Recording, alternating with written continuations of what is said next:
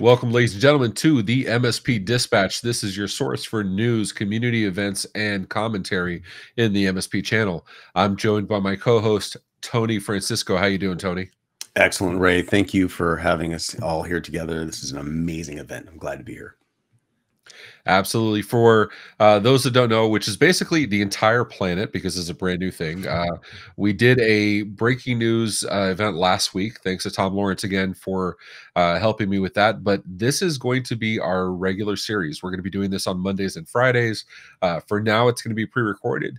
Going forward, though, in future episodes, it will be live streamed, so you can talk along with us, chat along like we do our other events, and you'll be able to ask questions, add commentary, and it'll be a true community discussion.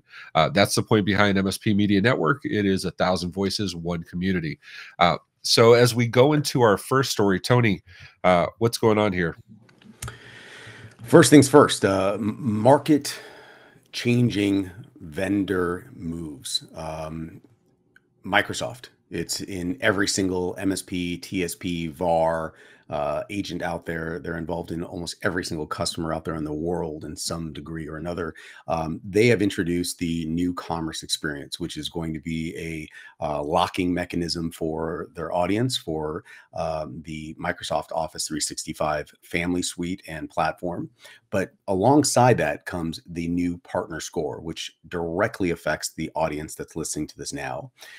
The MSP community, the managed service community, is now going to be rated. And Rodney Clark, the channel chief and corporate vice president at Microsoft, has issued a nice statement or sheet of overview of this new partner scoring process and the timeline associated with it. In summary, the previously known bronze, silver, and gold partnerships are now converting to a specific scoring system. And it seems to be unobtainable by a lot of partners out there. In fact, the details are a bit fuzzy, but although that document covers quite a bit, it's generating quite a bit more questions. But we know that there's a lot of concerns out there in the MSP community. The general feeling is that Microsoft is taking advantage of their position and squeezing out the smaller partners. However, is that evolutionary process needed? Are they just shaking the tree to decide what are the core pillars that are required for the Microsoft resellers out there, and what can they structure in maybe the distribution side that will enable these partners to be far more efficient, far more productive, far more successful? And Ray, what are your thoughts on this? So, first and foremost, anytime I see one of these articles, the first thing I look at is the impact of the MSPs. That's all I really care about at the end of the day. I understand, businesses have a need to examine their clientele, and they have, if you look at the Paul Dipple way of doing things, right, your ABC clientele, and could, trim off the C clients and focus on your A clients, and the B, you're always on the chopping block, and you reevaluate that yearly. It really feels like that's what Microsoft is doing here. It really feels like they're looking at it and they're saying, okay, we're going to look at our tier 1 CSPs and start saying, okay, in these programs, in these 6 capability or competency levels or programs, we only want the best of the best, which is what distribution is always addressed for these bigger players, right? If you can't go direct, you do distribution. Microsoft has had a convention for that. They've had the tier 1 and tier 2 CSPs for a very long time. And the tier 2 CSPs, they buy through whatever distribution they're buying from, and they go to them for support. So I don't understand the impetus behind Microsoft making these changes.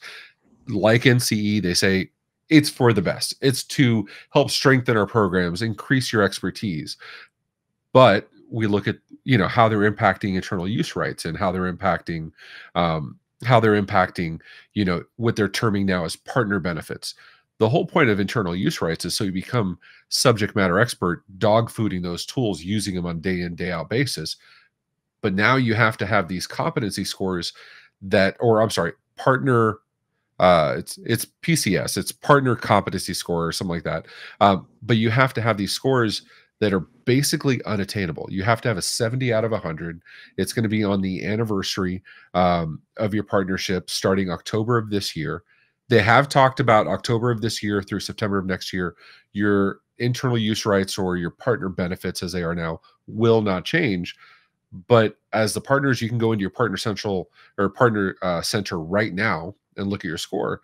Those scores, many people are seeing that they're not hitting the minimum needed 70 points for these competencies. I So, was just and at these are dinner big last night. partners.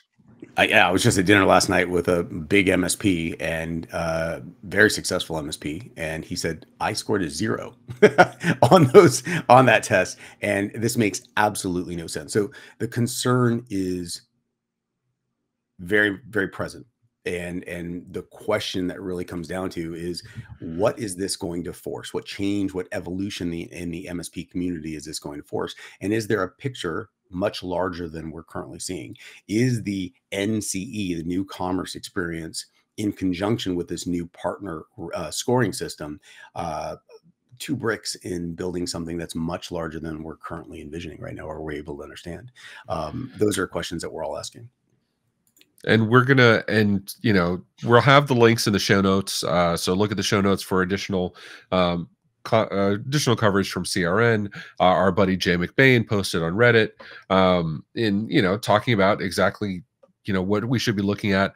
An Australian MSP that goes by George, actually started a petition. Didn't want to give his last name. He didn't want retribution for Microsoft, but he actually started a petition, and we'll include the links below in our show notes or on YouTube, so that you can do your independent research. But let's move from that to more fun news, to hacking news. So, have you been hacked by a 16-year-old? So, Who in the hasn't been hacked follow-up, by a 16-year-old? right, it's going full circle. I asked my I used to ask my 16-year-old daughter, can you fix my phone or add this software, and now it's the 16-year-olds are going and taking over Okta. So in a follow-up to the stories we did last week, where Okta was Lapsus advised they had control of, or they had access to Okta via a third-party contractor. Some more news has come out, and the same group has also released source code for some Microsoft projects, including Bing. None of the products were 100% of the source code. There were percentages of it, but it's interesting they did have access. For those following, though, the interesting part is how Okta responded. This goes to the vendor accountability, which I've talked about over and over again. Okta, by all accounts, this Lapsus had access in January for a period of 5 days.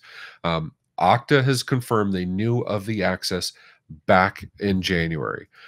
Now, where this becomes an issue is that Okta didn't disclose it to any of their users, and they have hundreds of thousands of users, including, I think it's like 99% of the Fortune 500. It's a ridiculously high number. They have government clients, and so they knew about it, and they were using a third-party contractor called Sitel. That's not surprising. Tons of organizations use third-party contractors. The bad part is Okta was relying on Sitel to do their research to get back to Okta and let them know what happened. This is not normal, right? Anytime this stuff happens, the organization that has been made aware of the compromise, whether using a third-party contractor or not, is going to do their own investigation. I don't believe for a second Okta didn't do exactly that. But the way they're making it sound is they're making it sound like they were waiting for Sitel to give information, and Sitel took too long to get the information back to them. I have a feeling that if Lapsus, and this is absolute conjecture, I want to be clear, these are not facts, it's my opinion, but my opinion is if Lapsus hadn't disclosed this, Okta never would have said a word about it. And that's really concerning, right? I mean, if the vendor doesn't tell us, what kind of position does that put the MSP or the channel in? What's your perspective, Tony? There's a lot of perspectives. So backing up to everyone following this in some capacity, in any capacity, Lapsus is the new ransom group that's out there and fulfilling the hacking quota that was previously known by a group called Revil or R-Evil, depending on your pronunciation. That was behind the Kaseya hack and a variety of other large domestic in the US hacks. But now the Lapsus Group, which there was an arrest made and a group of teenagers, the leader was arrested. At least this is the presumed leader, being a 16-year-old kid in the UK. This opens up an entirely new viewing angle of what hackers are, who they are, what they're capable of, and if we're taking one end of that spectrum all the way through to the accountability and the perspective of the vendor saying, well, it wasn't our fault, it was a third party. Well, now we're talking about standards that have to be implemented that are so far reaching that it has to address a group of 16-year-olds in what we consider to be a friendly country. But the real question is going to come back to how is this liability going to be passed? What is the ripple effect of this? Just like circling back to the NCE component, where the distributor at the top is now responsible for all of the licenses throughout the chain, from the end user to the reseller to the distribution. It doesn't matter if the customer is gone, the reseller is still liable, and they're only liable for that revenue because the distie passed that liability because the distie is liable. The same exact thing could apply in this particular scenario, where a hack is done by a teenager in some friendly country, and then that ripples out to who? To the end customer, to the reseller, to the vendor, to all the third parties that are involved in that vendor. I'm really interested to see the outcome of this, but I think we're going to start seeing industry trends that are going to set standards. Yeah, and that's and in this next story, it's very much along the same lines, right? You have the MSP, you have the vendor pitching the MSP telling the client, these are the tools that are going to make you safe and secure to the best of our ability, right? Nothing's 100%. We say that over and over again. But at what point is the recommendation the liability? And that's why I get on the vendor accountability front. On the opposite end of the spectrum, Sophos announced there was an RCE last week that was RCE 9.8. Did you see that rating? 9.8. That's a 9.8 out of 10, people. That's the severity level. I just want to point that out. If that doesn't give you anxiety, I don't know what will. But it was a bit of a baddie, but this is the kind of responsibility you want from a vendor. Amazing. This is what's going on. This is the workaround, the remediation, related information, the MITRE link. I mean, this is what we'd expect from an MSP or channel focused vendor. We'll include links to this. We're just pointing it out there because we want you to make sure your firewalls are patched. But we'll leave the links for all this information in the show notes as well. Tip of the hat, Sophos. Tip of the hat to you. That was amazingly responsive and great communication across the board. We'll buy a round of drinks for Scott next time we see him. So on to our next story. What do we got, Tony? What do we have? We're talking about the Polycom, or I'm sorry, Plantronics Polycom is being purchased, or is in the process of being purchased by HP, and that is a huge impact to the MSP community because it is offsetting or countering the Cisco voice hardware out there. With everybody working from home due to COVID, that's required. And what an amazing strategy change from offering, the GreenLake, the enterprise world-class services that are now going to extend all the way into the household, all of course addressing the business concerns. But when it comes to VoIP, I believe, Ray, you know a little bit about that. What are your thoughts on this? I know a little bit about it, and this goes back to that consolidation of our space, right? It's looking at and here's Reuters saying 1.7 billion. So and to be clear, this hasn't closed yet. This is just an announcement of the intent that they've agreed on the details. So it's going back and forth. But Plantronics bought Poly a while back, and again, a merger of multiple companies, multiple major companies in the space. Plantronics has headsets and ancillary accessories for the UCaaS space and communication space, and as well as the conference spaces. And then Poly has this whole suite of everything you can imagine, from phones to headsets to Teams equipment. They are one of the top three, probably top two players in the UCaaS space. And the enterprise space. So it makes a lot of sense that a player would want to swallow that up and bring it into the portfolio with the amount of acquisition Cisco was doing. Cisco did their own multiple UCaaS purchases, including Broadsoft in the years past. So it absolutely makes sense for one of the other majors to step in and say, let me grab something before Cisco grabs this too. As a UCaaS player, this actually, I'm curious to see what HP does with it, but I'm very happy that not Cisco bought it. I have nothing against Cisco at all. I just don't like one company owning everything. So I'm glad a different player purchased this. Well, speaking of acquisitions and mergers that are occurring in the MSP community that are going to affect the MSP community, Datto, very well respected organization, is looking to be acquired. I mean, they have what, a $3.7 billion market cap, and they're saying we are open for acquisition. So the impact of that could be enormous. The question is, who is going to be the horse and who's going to be the cart, and where is that attachment going to take place? What is the peripheral impact of a merger with Datto based on their core competencies and core pillars? And how can that be consumed by whoever is making that acquisition or merger to provide a value to the MSP community, and more importantly, the end customer? That's gonna have a huge impact. Yeah, and and how do you feel about that, Tony? Because my thing is, we see that consolidation. We see it all the time. Kaseya, ConnectWise, Datto, they're swallowing up these companies, right? Kaseya has probably been the fastest, with ConnectWise very close behind. But Datto's not a laggard here either. So to now see one of those big ones saying, "Okay, I'm available for sale too," that's very interesting to me.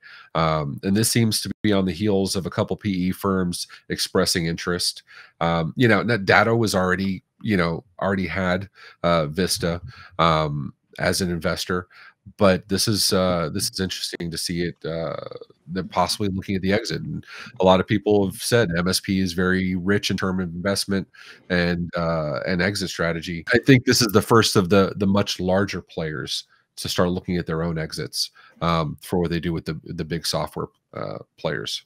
Well, I mean, you mentioned Vista, and you have the Thoma Bravo, the PE firms that no one talks about, that oversee the larger vendors that have a direct connection to the MSP community. So the question is, does the private equity firm have a vested interest in, or an understanding of the MSP community that's being served? And it sounds like Vista and Thoma Bravo do have that understanding. So if acquisitions are taking place, the question is it from Vista and Thoma Bravo to someone else, or are they making that family bigger so they can do the consolidation and the mergers and growing the very audience that they seem to understand and that they're addressing?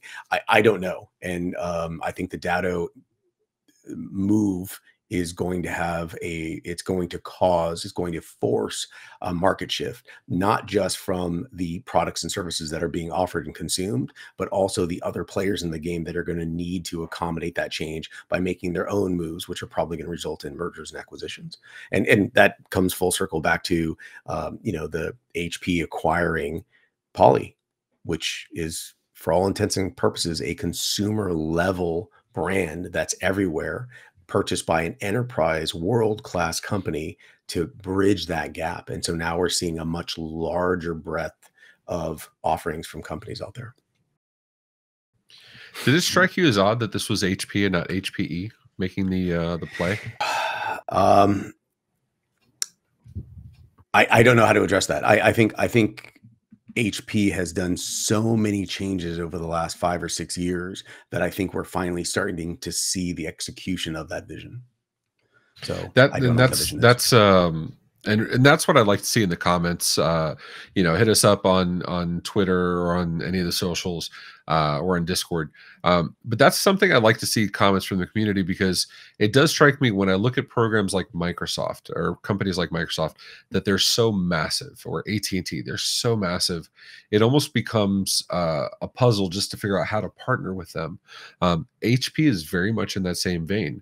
Now they do have their very structured partner programs. They always have. They've had them for decades. But as they start getting into these other spaces where they haven't traditionally been present, does it make it more complicated for somebody that wants to come in and just be a poly partner versus going through all the rigmarole, all the steps, the hoops to become an HP partner now if you want to sell some poly or Plantronics products? And could that have a negative impact on those looking to just make those sales for those UCaaS players that maybe weren't interested in doing, professional services or servers or workstations or anything else in the portfolio? So let us know. Let us know what you think in the comments, and we'll get back to that. And that takes us to our community feedback section. We want to get feedback from you either in Reddit, our MSP, or I think it's MSP Media Network. Simon will put the link somewhere, or in Discord or Twitter, anywhere else. But we're going to incorporate questions and comments and themes we see around the community in this show twice weekly, so it's not just a live chat. One of the comments, points of interest we saw in the Discord community, MRU, this past week was people asking, is anyone willing to share their internal teams setups for channels and teams? We will include, I'll put a doc and we'll include in the show notes how I have mine set up. I'm very much a fan of having a team per department with a general open channel for general collaboration across the entire company, and then either private or public channels within that team for individual departments in that, or divisions in that department. So like, for example, a department for finance, that would be a team, and then an open general channel, and then channels for AR, AP, compliance for us, and whatever else falls under finance, which is payroll, which is always nice to have. And they can be public or private as needed. That way, a team is a logical section of the company. I like the open general thing because it allows everybody to still cross collaborate. That comes along with some guidelines as far as how you communicate, right? Making sure stuff is in the Teams channels, not in DMs, to make sure it's available for future people to come in. But we'll share a document for that.